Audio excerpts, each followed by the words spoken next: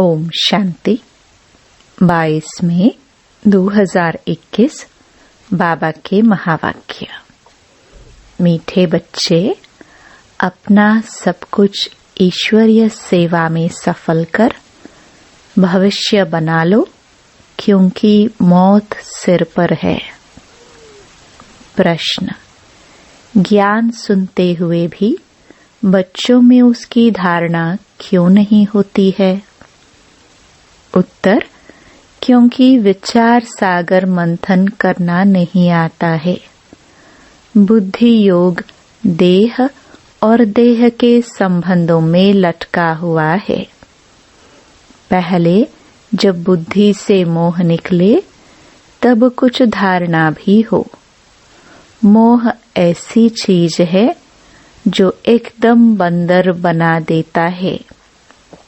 इसलिए बाप बच्चों को पहला पहला वायदा याद दिलाते हैं। देह सहित देह के सब संबंधों को भूलो और मुझे याद करो। गीत भोलानाथ से निराला। ओम शांति। बाप बैठ समझाते हैं। अब बच्चों को यह तो अच्छी तरह मालूम है कि बेहद के बाप को ही कहा जाता है बिगड़ी को बनाने वाला। कृष्ण बिगड़ी को सुधार नहीं सकते। गीता का भगवान कृष्ण नहीं, शिव है। शिव बाबा रचयिता है और कृष्ण है रचना। स्वर्ग का रचयिता ही हो सकता है। यही भारत की मुख्य बड़े ते बड़ी भूल है। श्री कृष्ण को बाबा कोई कह नहीं सकता। वर्षा बाबा से ही मिलता है और भारत को ही मिला था। भारत में ही श्री कृष्ण शहजादा, राधे शहजादी गाई हुई है। महिमा ऊंच ते ऊंच एक बाप की है। श्री कृष्ण है ऊंच ते ऊंच रचना, विश्व का मालिक। उनको कहा जाता है सूर्यवंशी डेटी डायनेस्टी। गीता आदि सनातन देवी देवता धर्म का शास्त्र है। सतयुग में तो किसको ज्ञान सुनाया नहीं है।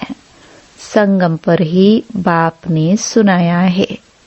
चित्रों में भी पहले यह सिद्ध करना है। दोनों के चित्र देते हैं।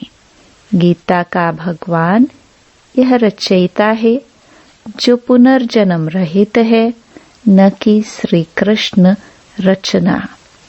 तुम जानते हो शिव बाबा ही हीरे तुल्य बनाते हैं। गाया भी जाता है हीरे तुल्य कौड़ी तुल्य। बच्चों की बुद्धि में यह रहना चाहिए कि बाप का फरमान है, तुम मुझे याद करो और वर्षे को याद करो। वह है बेहद का बाप। कृष्ण तो है हद का मालिक। भल विश्व का राजा बनता है। शिव बाबा तो राजा नहीं है ना।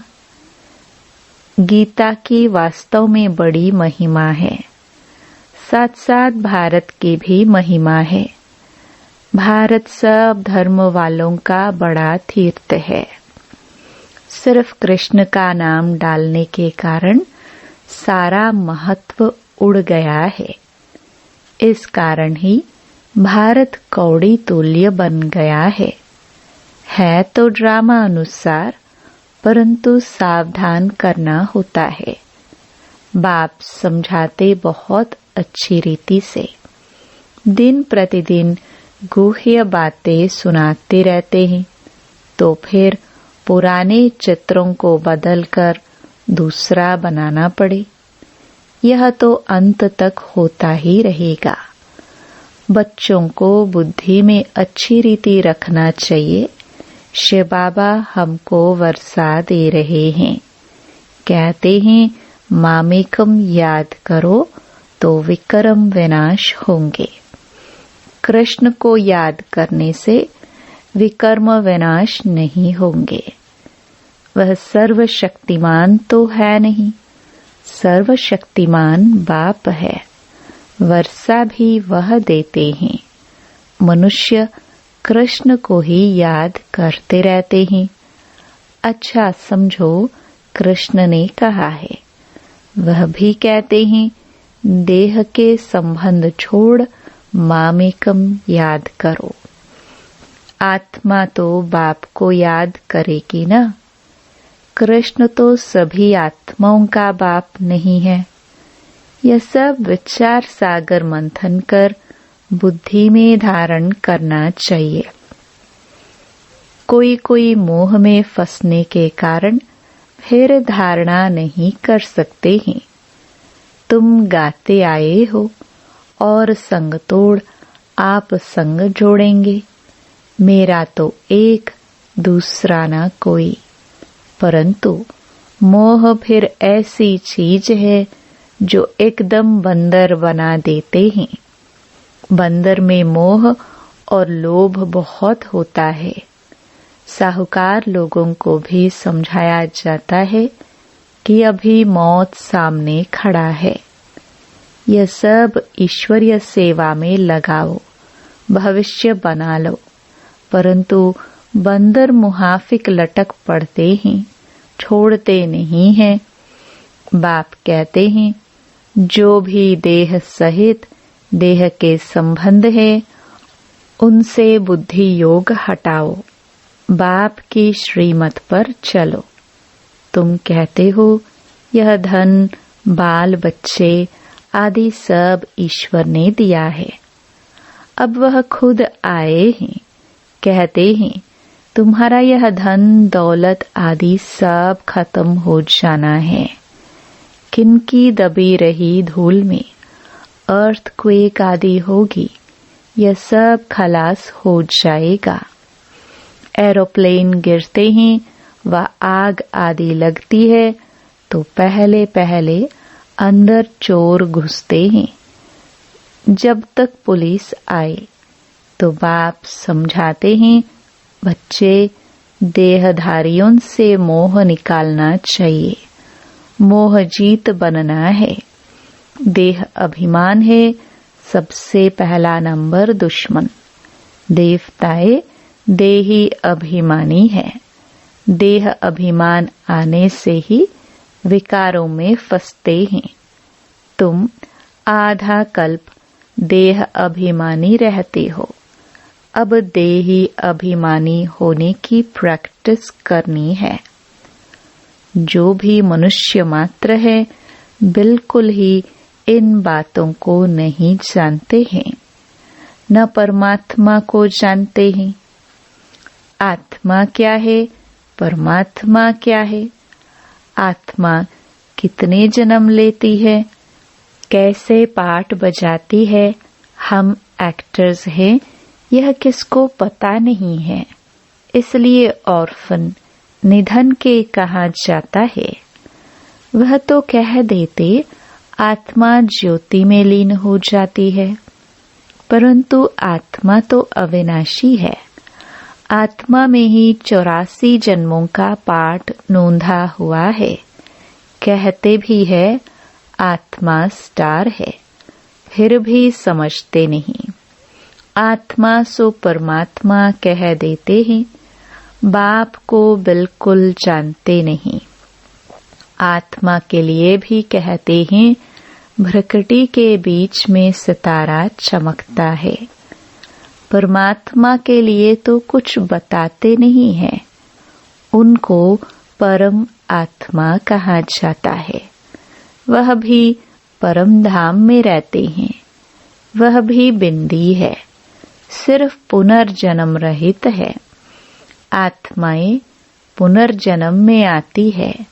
परमात्मा के लिए कहा जाता है, ज्ञान का सागर, आनंद का सागर, पवित्रता का सागर है।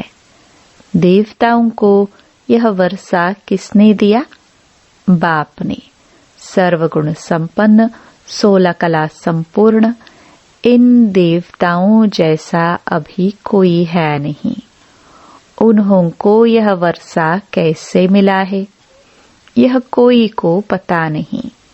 बाप ही आकर समझाते हैं। उनको ही ज्ञान का सागर कहा जाता है। इस समय आकर ज्ञान देते हैं, फिर प्राय लोप हो जाता है। फिर होती है भक्ति। उनको ज्ञान नहीं कहा जा सकता। ज्ञान से तो सद्गति होती है। जब दुर्गति हो तब सर्व का सद्गति दाता ज्ञान का सागर आए। बाप ही आकर ज्ञान स्नान कराते हैं। वह तो पानी का स्नान है, उससे सद्गति हो नहीं सकते। यह थोड़ी बातें भी धारण करनी चाहिए। मुख्य जो अच्छे अच्छे चित्र हैं वह बड़े होने चाहिए। जो कोई अच्छी रीति समझ जाए, अक्षर बड़े अच्छे हो। चित्र बनाने वालों को यह बुद्धि में रखना चाहिए। किसको भी बुलाना है निमंत्रण देकर कि आकर परमपिता परमात्मा का परिचय लो और भविष्य 21 जन्मों के लिए बाप से वर्षा लो। भाइयों बहनों, पारलौकिक बाप से बेहद सुख का स्वराज्य कैसे मिलता है, सो आकर समझो। बेहद के बाप से वर्षा पाना सीखो। इसमें डरने की तो बात ही नहीं। बुलाते रहते हैं, हे पतित पावन आओ। बाप भी कहते हैं, काम महाशत्रु है। पावन दुनिया में जाना है तो पवित्र जरूर बनना है। पतित उनको कहा जाता है जो विकार से जन्म लेते हैं। सत्युग त्रेता में विष होता नहीं। उनको कहा ही जाता है संपूर्ण निर्विकारी दुनिया। विकार है ही नहीं। फिर यह तुम क्यों पूछते हो, बच्चे कैसे पैदा होते हैं? तुम निर्विकारी तो बनो। बच्चा जैसा होना होगा वैसे होगा। तुम यह पूछते ही क्यों हो? तुम बाप को याद करो तो जन्म जन्मांतर के विकर्म विनाश हो जाए। यह है ही पापात्माओं की दुनिया, वह है पुण्यात्माओं की दुनिया। यह अच्छी रीति बुद्धि में बिठाना है। भक्ति का फल भगवान आकर देते हैं। बाप ही सर्व का सद्गति कर स्वर्ग का मालिक बनाते हैं। बाप कहते हैं, अब पवित्र बनो, मामेकम याद करो। यह है महामंत्र। बाप से वर्षा जरूर मिलेगा। बाप कहते हैं, तुम मुझे याद करो तो तुम सतो प्रधान बन जाएंगे। सीढ़ी पर समझाना है। दिन प्रतिदिन हर चीज सुधरती जाती है। इनमें क्लियर कर लिखना है। ब्रह्मा द्वारा आदि सनातन देवी देवता धर्म की स्थापना। जब आदि सनातन देवी देवता धर्म था तो और कोई धर्म नहीं था। जब पवित्र बनते हैं वही पवित्र दुनिया में आएंगे। जितनी ताकत तुम्हारे में भरती जाएगी उतना पहले आएंगे। सब इकट्ठे तो नहीं आएंगे। यह भी जानते हो, सतयुग त्रेता में देवी देवताएं बहुत थोड़े होते हैं। पीछे वृद्धि को पाते हैं। प्रजा में तो ढेर होंगे। समझाने वाले भी बड़े अच्छे चाहिए। बोलो, बेहद के बाप से आकर के वर्षा लो। जिसको पुकारते हो, हे बाबा, उनका वास्तव में नाम ही शिव है। ईश्वर व प्रभु भगवान कहने से यह नहीं समझते कि वह बाप है, उनसे वर्षा मिलना है। शिव बाबा कहने से वर्षा याद आता है। उनको कहते हैं शिव परमात्माय नमः। परमात्मा का नाम तो बताओ। नाम रूप से न्यारा कोई नहीं है। उनका तो नाम शिव है। सिर्फ शिवाय नमः भी नहीं कहना है, शिव परमात्माय नमः।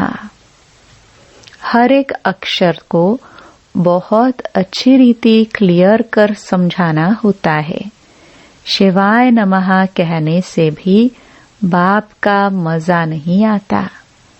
मनुष्यों ने तो सब नाम अपने ऊपर रख दिए हैं। तुम जानते हो, मनुष्य को कभी भगवान नहीं कहा जाता है।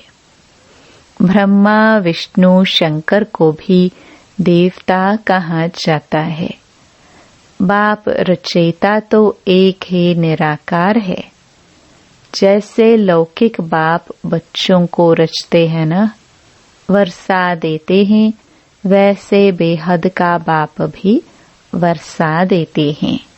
भारत को विश्व का मालिक बनाते हैं।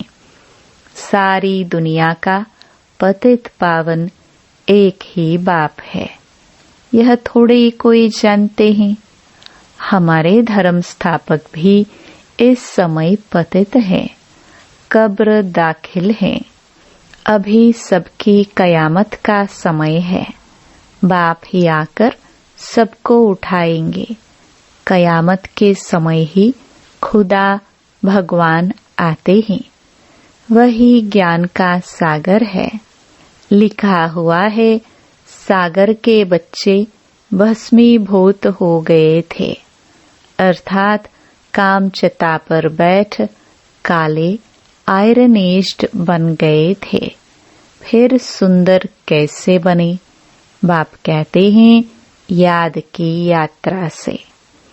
योग अक्षर कहने से मनुष्य मूंझ जाते हैं। बाप कहते हैं, मुझे याद करो तो अंतमति सोगति हो। कितना सहज समझाते हैं, फिर भी यह बातें बुद्धि में क्यों नहीं बैठती हैं?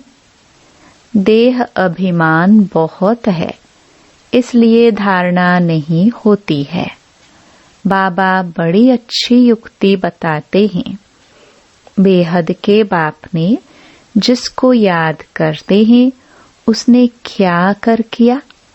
भारत को स्वर्ग बनाया था। हद का वर्षा तो जन्म जन्मांतर लेते आए हो। अब बेहद के बाप से 21 जन्म के लिए बेहद का वर्षा लो। सतयुग त्रेता में देवताएं राज्य करते थे। सूर्यवंशी, फिर चंद्रवंशी, सो वैश्यवंशी, फिर शूद्रवंशी। सो अक्षर डालने से सिद्ध होता है कि वही पुनर्जन्म लेते हैं, वर्णों में आते हैं। बाप समझाते तो सबको है। तुम सम्मुख बैठे हो तो खुश होते हो। कोई कोई की तकदीर में नहीं है तो सर्विस करते नहीं हैं। सर्विस करेंगे तो नाम होगा। कहेंगे, बाबा की बच्चियां कितनी होशियार है, सब काम करती हैं। हमको स्वर्ग की बादशाही का वर्षा देते हैं। यह वक्कर माल भी देती हैं। यह चित्र है अंधों के आगे आईना। इसमें जादू आदि की बात ही नहीं, पवित्रता की ही मुख्य बात है। समझते हैं यह अंतिम जन्म है, स्वर्ग में चलना है तो पवित्र जरूर बनना है। विनाश सामने खड़ा है, पावन जरूर बनना पड़े। सन्यासी घर बार छोड़ते हैं पावन बनने के लिए। बाप कहते हैं, विनाश सामने खड़ा है, मुझे याद करो तो बेड़ा पार हो जाए। अच्छा, मीठे मीठे सिखिलदे बच्चों प्रति माता पिता बाप दादा का याद प्यार और गुड मॉर्निंग। रूहानी बाप की रूहानी बच्चों को नमस्ते।